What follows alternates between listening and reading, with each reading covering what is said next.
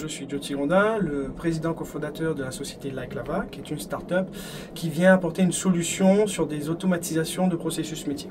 Qu'est-ce que c'est que l'automatisation de processus métier?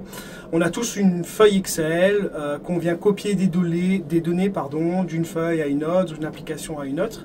Et l'objectif et l'enjeu de l'automatisation, c'est vraiment de faciliter en fait ces petites tâches qui sont répétitives, redondantes, qui n'ont pas vraiment de valeur, mais qu'il faut être fait. Donc les outils d'automatisation, elles viennent accompagner numériquement ces démarches-là. Et derrière, quand on passe à l'automatisation, se posent effectivement des questions de réglementation, de confidentialité sur les données qu'on manipule et qu'on traite. Et c'est là où nous voulons apporter une solution, parce qu'effectivement, la plupart de ces outils qu'on retrouve en ligne, en mode SaaS, etc., ce sont des outils qui sont un petit peu outre-Atlantique, ou en tout cas qui se délestent un petit peu des réglementations européennes. Donc notre objectif à nous, c'est de rassembler tous ces outils au même endroit sur une plateforme unique et qui préserve en Europe notamment, exactement, et qui préserve finalement vos données dans un environnement que vous maîtrisez, qui est uniquement à votre disposition et non pas mutualisé comme ça entre différents utilisateurs. Et l'objectif, c'est qu'effectivement, on apporte, on va dire, les avantages de ces technologies d'automatisation au sein même de votre infrastructure informatique pour que vous ayez finalement cette boîte à outils, mais dans un environnement qui répond à vos exigences, que ce soit en matière de confidentialité, de sécurité et même peut-être de souveraineté numérique. On peut dire que c'est du sur-mesure, quoi, en fait. C'est effectivement du sur-mesure, c'est à la demande. C'est un petit peu comme un catalogue où on dit je veux telle application, et je veux installer cette application au sein de ma propre infrastructure pour que derrière je puisse l'utiliser. Alors, en vous écoutant, il y a une chose que j'ai retenue, vous me direz si je me trompe, mais il me semble que l'avantage aussi, c'est que vous avez un abonnement qui est un prix unique.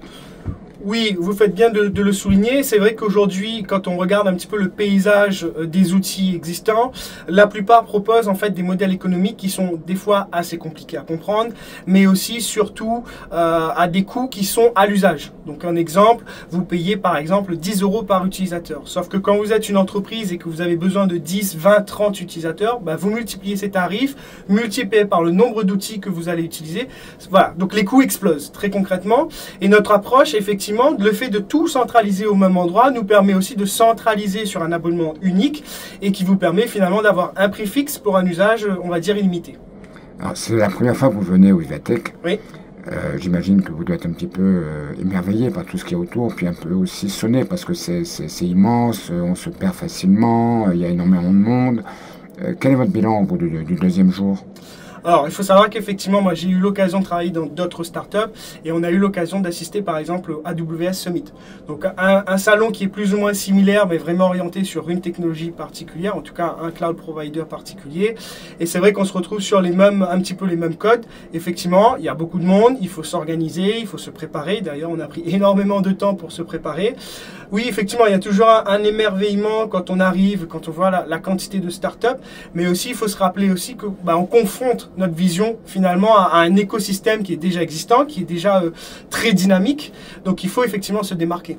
Et c'est là où on fait preuve de stratégie, de créativité, et c'est challengeant pour le coup. Et pour le coup, vous êtes vraiment... vous avez des produits que vous présentez qui sont vraiment en avance par rapport à la concurrence? Alors oui, effectivement, ça nous permet de confronter notre produit. Donc, premier apprentissage qu'on a retenu, c'est qu'effectivement, on répond à un vrai besoin.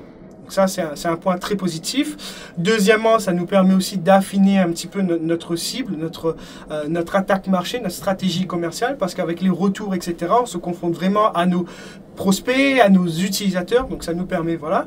Et à contrario, quand on parle des concurrents, effectivement, ça nous conforte parce qu'effectivement, on a quand même une démarche qui est cohérente par rapport au marché. On est, on va dire, dans le bon timing, à mon avis, par rapport à la réglementation, etc.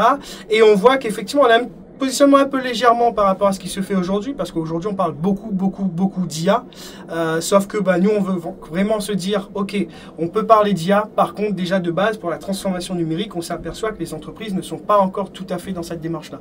Elles commencent et le fait d'introduire l'IA pour moi ça va bousculer un peu trop vite les codes, alors que derrière il y a quand même une transition à faire, et c'est là où nous on se dit ok, on est dans le bon timing, on n'est pas tout à fait en avance parce que ça sert à rien d'avoir trop d'avance.